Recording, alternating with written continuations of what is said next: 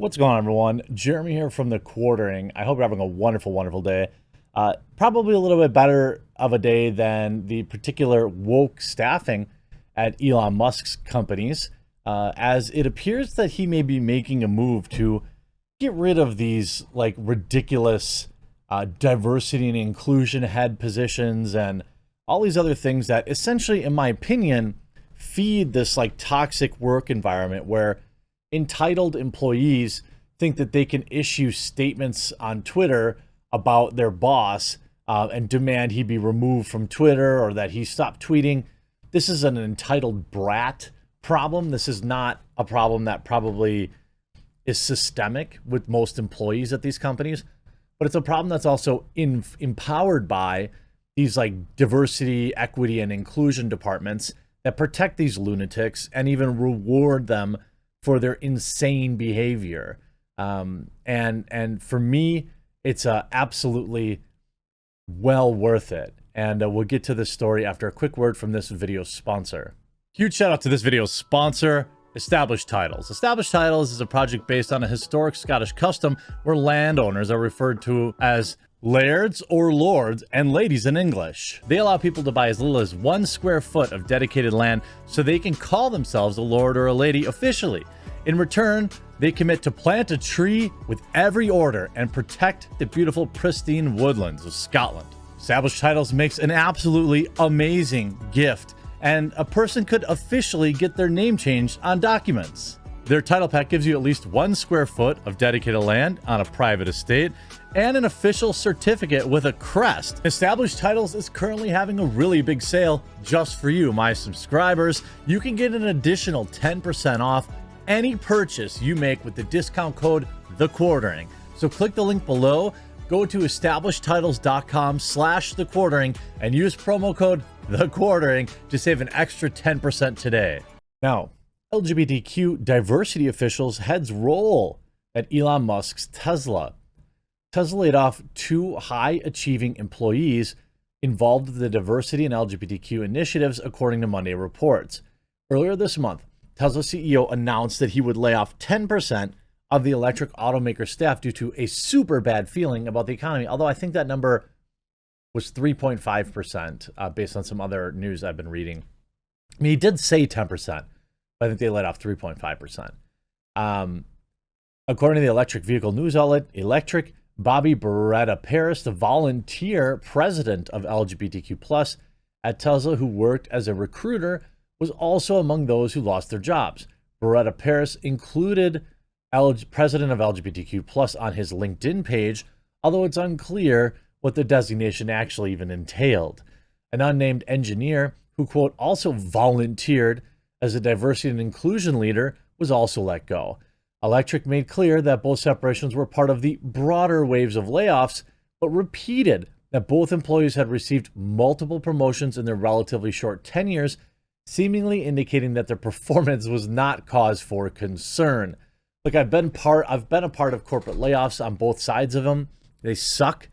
I still think I'm like scarred from having to lay off when I was in this is one of the big reasons, if not the reason, that I ended up leaving corporate America in my early 30s, sitting in a room with literally every single person in that room was older than me. They had families, they had kids, and then telling them that they were all done working for the company and seeing them break down in tears. And, I'll never forget that. It was never the same coming into work after that. And also, I've been laid off. I've been called into the room where they said, okay, this person, this person, this person, this person, this person, you can leave. Everyone else stay. And then they say, you're done working here. So it stinks. But also, I know that, at least in my layoff particular case, they just closed the whole department where I was working. And I was performing extremely well. And there were other ladies that I worked with that were very, very good at their jobs.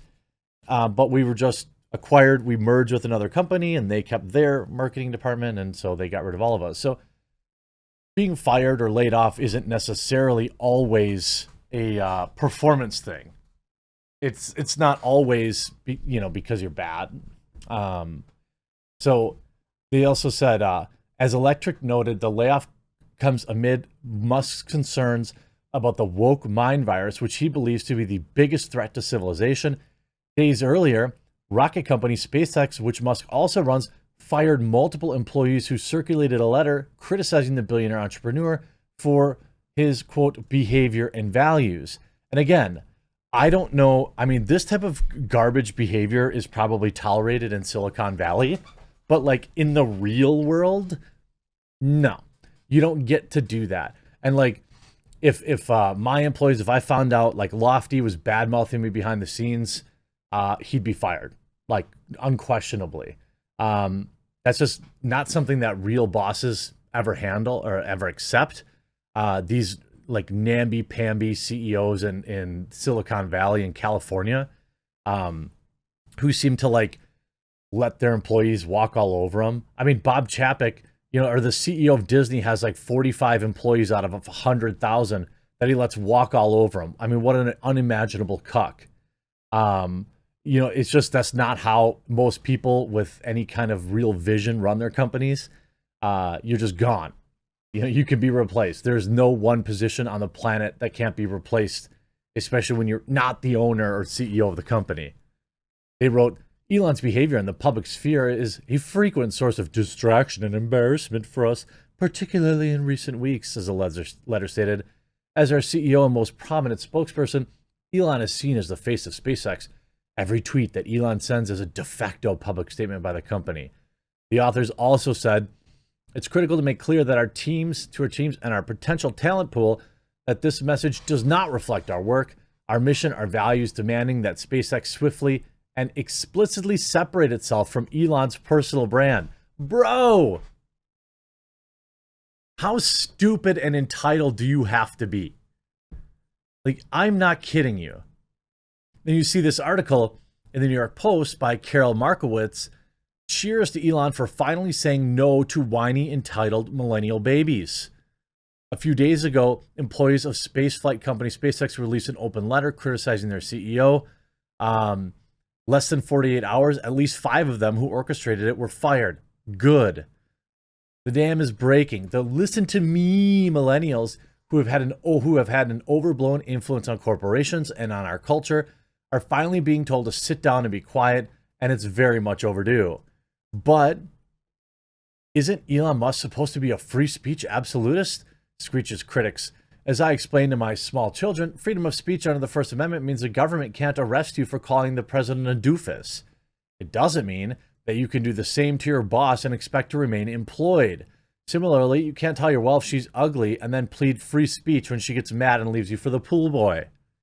Free speech in America means that you can go into the public square and say what you want, safe in the knowledge that you won't end up in prison. Twitter should be included in that, which is why Musk feels so strongly about allowing open conversation on the app. As Musk tweeted, given that Twitter serves as the de facto public square, failing to adhere to free speech principles fundamentally undermines democracy. The letters from his SpaceX employees sought to get Musk to stop speaking out about certain topics, yet there's a difference between tweeting about a variety of subjects and maligning your employer. If your boss embarrasses you, find a new one. Your office is not the public square. Nor can you tweet about how terrible your workplace is and expect your bosses to simply take it. The Washington Post's Felicia Sonmez recently found out. Sonmez was finally fired after a full week of nonstop tweeting about what a horrible place the Washington Post is to work. The WAPO reporter first called out her supposed, quote, friend and co-worker, Dave Weigel, for retweeting a joke she considered to be offensive about women. But she just wouldn't stop. She accused the company of having systemic issues, mocked other employees who defended the newspaper, went after her bosses, and generally behaved like a child who hasn't gotten her way. Or like a millennial is used to being able to direct her bosses to her whims. For some time now, corporations have been bending the knee to people like Sonmez and angry SpaceX employees, but in the past few months, it seems like Americans have finally had enough of these entitled babies. Well, that and the, inflation and interest rates going up and the economy tightening up, these are other things that, you have probably driving the amount of patience people have.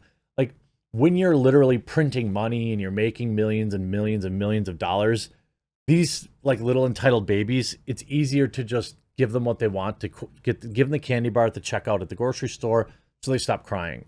But when you can't afford to buy that candy bar at the grocery store anymore, then reality sinks in. And that's exactly what's happening now. The higher-ups at your company are not your family. Your workplace is not your home. We need a brighter division between work life and home life. Family members may love you unconditionally and forgive you for your drunken Thanksgiving outbursts when you scream that you hated everyone and wish you'd never been bored, but your boss won't and shouldn't. This is not a bad thing. Learning how to behave in public is something millennials should have mastered in kindergarten that they haven't been able to is an ongoing problem for our society. Let's hope that they learn it now. Look, I'm a millennial. So like, hashtag not all millennials. And then now there's this article. Tesla illegally fired thousands of workers and denied them pay. A lawsuit claims, anything that is remotely negative about Elon Musk, it's a million articles written.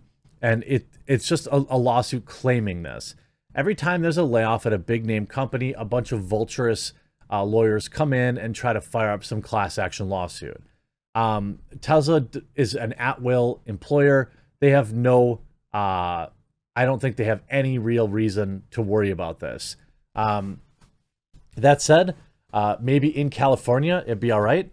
The lawsuit filed Sunday in federal court in Texas, where Musk's electric firm is headquartered after moving from Palo Alto last year, alleges the terminations violated the Federal WARN Act. Requirements that workers receive 60 days written notice before being let go in a mass layoff. What? Who's actually ever done that? I've never, ever seen that done. We didn't give 60 days notice when we laid people off, and I wasn't given 60 seconds notice before I was laid off. In both cases, we had more than 100 employees. So I don't think that this lawsuit is going anywhere. The media will present it as like, ooh, Elon's in big trouble now. But this lawsuit isn't going anywhere. I hope you enjoyed this video. We'll talk to you again real soon.